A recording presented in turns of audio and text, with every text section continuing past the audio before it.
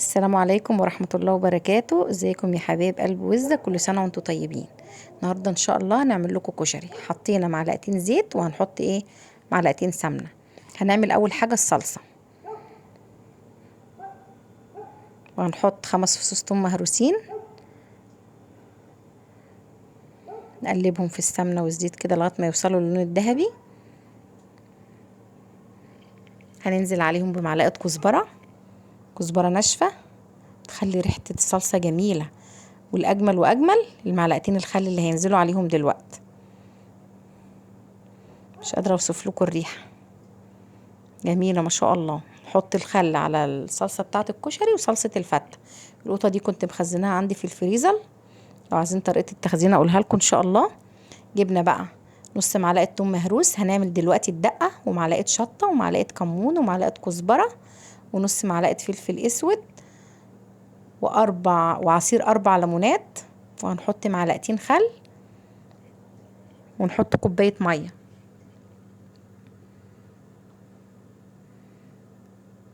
ونقلبهم يندمجوا مع بعض. نسينا نحط الملح، هنحط معلقة ملح. ودي الدقة، يبقى احنا كده علقنا على الصلصة وعملنا الدقة. الكشري ما شاء الله ما بياخدش نص ساعة على النار. انا ما كنتش عاملة حسابي والله، بس الولاد قالوا اعملوا لنا كشري. بنروق بقى للعيد ومش فاضيين. حطينا نص معلقة فلفل اسود، وحطينا معلقة ملح كبيرة. الصلصة بتاعتنا حمرا وجميلة زي ما انتم شايفين.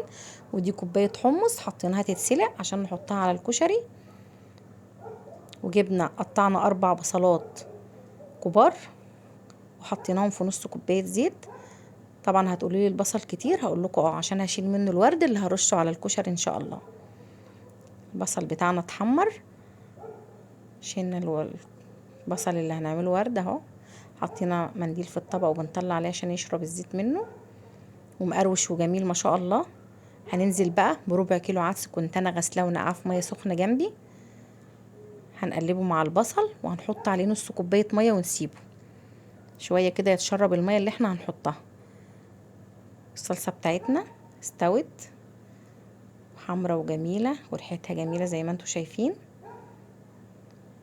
كده. هنطفي عليها. بسم الله ما شاء الله، ايدينا شغاله في كل حاجه. معلقتين سمنه وهنحط كوبايه شعريه عشان نحمرها. كشري جميل ونضيف وقطه نضيفه وعاملاها بايدك وفي بيتك، كل حاجه عندك. حطينا ميه على النار تغلي، وحطينا فيها معلقتين ملح، وحطينا معلقه زيت عشان نسلق المكرونه. الحمص دخل على السوا، ميه قلبت، هننزل المكرونه اللي انت بتحبيها واللي عايزه تعمليها والموجوده عندك في بيتك. كل اللي احنا عملناه ده مش هيكلفك 70 جنيه. علبه الكشري هتجيبيها بره، بس من بره ب60 جنيه وب50 جنيه. فاحنا نعمل في بيتنا لولادنا. الشعريه خدت اللون الذهبي الجميل، هنحطها على العدس والبصل. انا هعمل كله في الحله واحده. هنحط عليهم الرز، طبعا الرز غسلينه.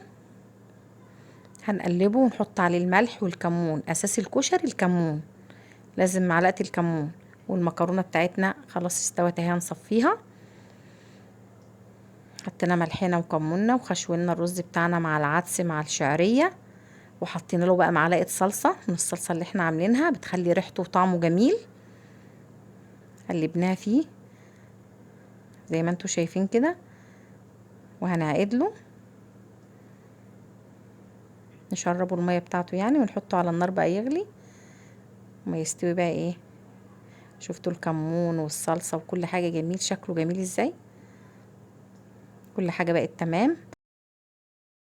والورد معانا، البصل والدقه معانا والحمص والرز اهو، والصلصه حمرا وجميله. طبق كشري كده يستاهل بقكم زي العسل. ما تنسوش بقى اللايك والشير والاشتراك في القناه عشان يوصل لكم كل جديد. بصوا ما شاء الله، حطينا الحمص وحطينا الورد وحطينا الدقة وحطينا الصلصة والمكرونة بتاعتنا الجميلة. ناخد بقى صلصة ونحط على الرز وندوق. روعة ما شاء الله، طعمه زي العسل. ونظافة، اهم حاجة النظافة. بألف هنا وشفا.